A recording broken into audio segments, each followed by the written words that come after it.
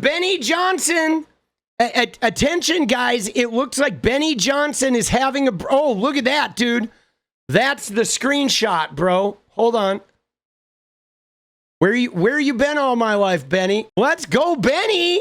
He's fucking getting it together. Even Benny Johnson is having some issues now with the Epstein files. Let's check this out. Okay. So President Trump has acknowledged that the Epstein files exist here. President Trump has acknowledged that the files were written and that there is something there. He says that they were written, however, by his enemies and therefore will not be released. Whoa, what? That's new in this entire zeitgeist. This is something that is wildly interesting. And then he goes all in on supporting 𝗙cie Patel and Pam Bondi. No mention of Dan Bongino, where all of this, again, sort of transpired. Okay. So, dude, look at that. So Benny's like, he's putting together that, wow.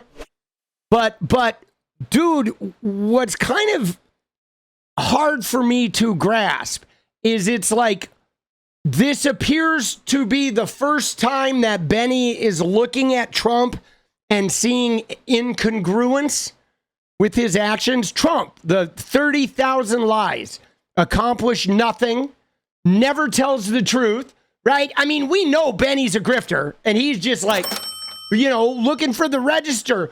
But you know what this reminds me of? Remember when the market crashed and Benny was like, you know, who needs money? Right? Who needs money?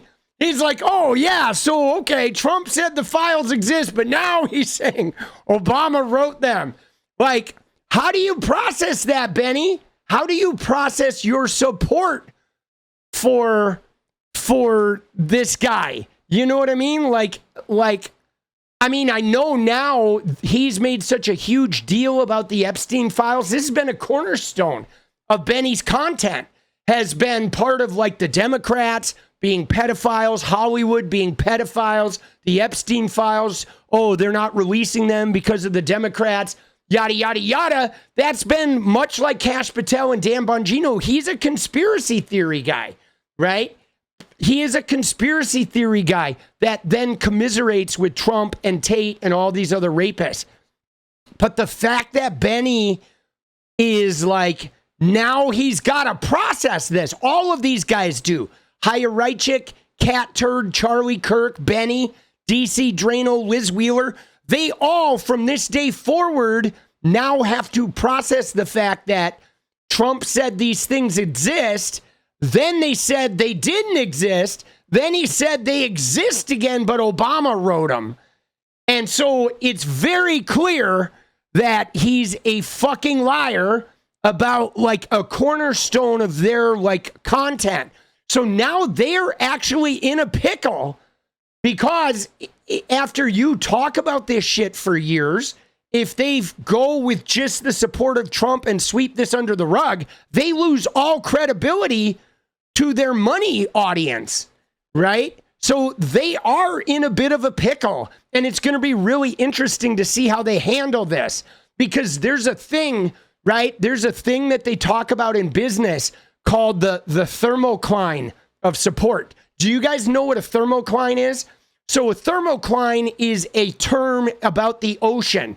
And so when you have a sandy beach, right, a regular beach break, like in California, the water comes up and the beach is like it slowly goes to a depth. And then you hit a thing called the thermocline where it drops significantly. And at the thermocline, the temperature of the water changes really steeply, okay? Because the steep drop off, when it hits that thermocline, the water temperature goes way down because the water gets deep really fast, okay? Now, in business or in branding, there's a thing called the thermocline of trust, which means that you can, if you have a business, if you have a brand, you can make mistakes and you can do things that your crowd doesn't like, that the people who support you don't like. But then when you hit the thermocline of trust and you go just beyond the thermocline of trust, there's no way to win your audience back. We could look at like TYT, for example. Once they took that poly market money, okay, they breached. That was like the final straw. They had been union busters. They had made a right-wing pivot. All of that was still allowed. But then during the election year, they took money from Peter Thiel. And it was like they broached that thermocline of trust. And now they will never get it back. They will never win back the left-wing audience again, which is probably why they're flailing now, because they don't exactly know what they're going to do. But all of the people that they lost once they did that final move, it's like once you hit that thermocline of trust, there's no going back. And so all of these right-wing influencers, I feel like they are sitting on the thermocline of trust related to the Epstein files, okay?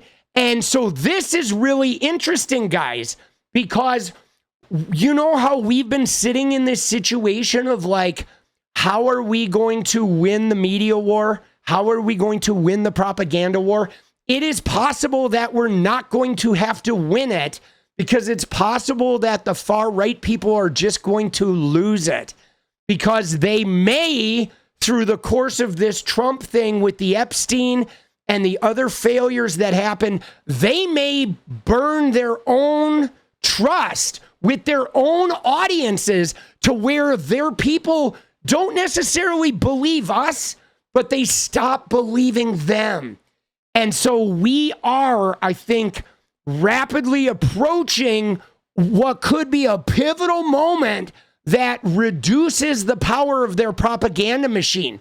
Okay? I'm telling you, I think we are actually like getting there. I think we are getting to a point of where some of these right-wing influencers are about to lose the trust of their audiences. And that's not necessarily going to win people onto our side, but it's going to break the sort of like impenetrable wall that they had where they were, yes, a turning point. You could call it a turning point. And part of this, though, was, I think it's the deep state, right? They had everything be the deep state. And now that there's, the deep state is sort of dismantled, they don't really have that easy fallback anymore, And you're right. We don't want clowns on our side. We just want them to be like eating their own. Has anybody laid eyes on Dan Bongino? And, look at this. 96% of Americans want Congress to publicly subpoena Bill Barr, Merrick Garland, Alex Acosta, Pam Bondi, 𝗙cie Patel, Dan Bongino, and Donald Trump to testify under oath. Oh, shit. Dude, yeah, no, I was right about Trump and Pam Bondi. I told you, Pam Bondi, not going anywhere. Dude, she is like Joe Pesci to Robert De Niro.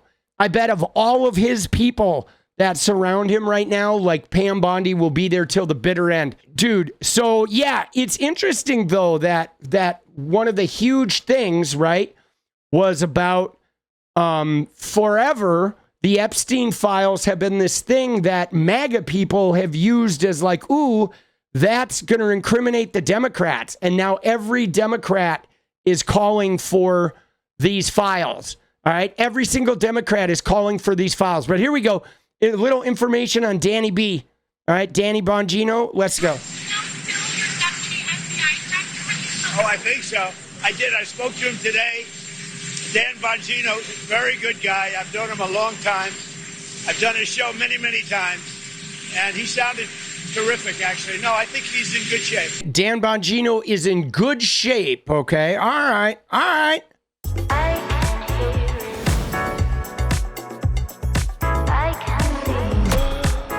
Honestly, I'm done talking about Epstein for the time being. I'm going to trust my friends in the administration. I'm going to trust my friends in the government to do what needs to be done, solve it, balls in their hands. I've said plenty this last weekend. Shut up! Makes me so angry because it's like attacking the base. No, what we're saying is that our own FBI has this photo. We've played it. We've shown it a million times.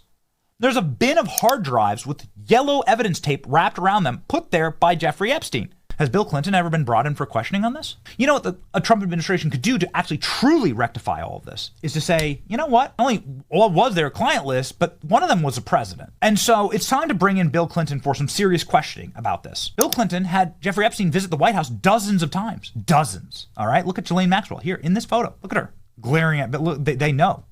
One of Jeffrey Epstein's victims says, he says Clinton liked him young, referring to little girls. These are in the documents.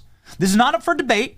We have the evidence. Here's a way that you restore the faith in the American people. You explain what this painting is. Explain to the American, go bring Bill Clinton in and ask him, what's that exactly? Why are you wearing Monica Lewinsky's famous blue dress with DNA evidence on it in this chair? Has anybody credibly ever asked, in a real interview setting, about this? Like when you're in a chair and you can't get away, that's what we need. That's how you restore faith and trust.